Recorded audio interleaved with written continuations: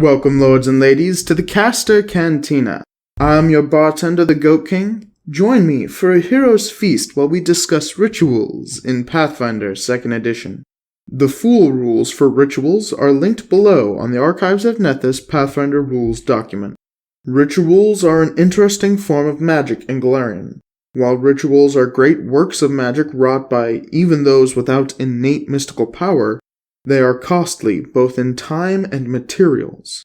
Before we can talk about how ritual casting works, we need to find out how to learn a ritual. All rituals are uncommon or rarer, so for most parties, finding someone to cast a ritual is difficult, much less teach you how to cast one yourself. But if you do manage to find a specific NPC to teach you, you'll have access to whichever rituals you manage to glean from them. A quick note for casters looking to learn a ritual or two: this form of magic does not interact with your spell slots or take up the few available slots in a spell repertoire. And a note for GMs: the exact specifics about how your players may get a ritual depend on you, if you want them to have access to rituals in your game. In fact, quite a bit about rituals is open to the GM's manipulation, from the DCs to the requirements to the materials necessary.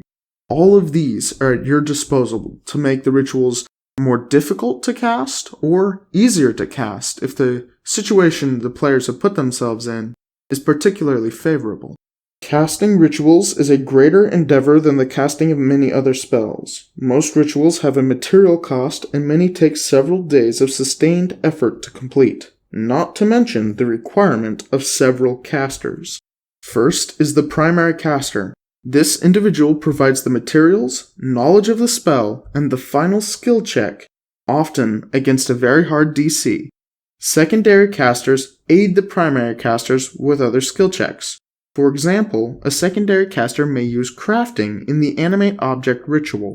The result of the secondary checks modify the primary check with a circumstance bonus or penalty, or by causing the ritual to be one step less successful than the primary caster's roll if the secondary caster critically failed their check. While rituals list a minimum proficiency for the primary skill check, no such limit exists for the secondary skill checks. The requirement for rituals to have a secondary caster or casters will often mean that ritual magic is a shared task for the party. This is an important detail to keep in mind if you plan to deep dive into rituals being an important part of your game. But maybe you do want to take that dive, and maybe you want a little more than just a ritual or two. Take a look, my friend, at the uncommon Ritualist archetype. The 4th level dedication feat gives you a circumstance bonus while casting rituals, as well as 2 uncommon rituals.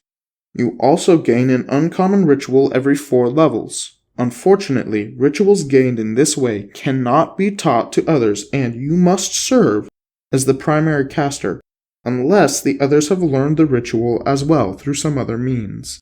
Taking further ritualist feats will allow you to both complete rituals faster, as well as make up for missing or inept secondary casters. But that is all I have to share about the nature and casting of rituals. Before we wrap up, I wanted to ask, what are your favorite rituals? I also want to say thank you again for visiting the Caster Cantina. I've been your bartender, the Goat King, and as always, travel with loyal companions.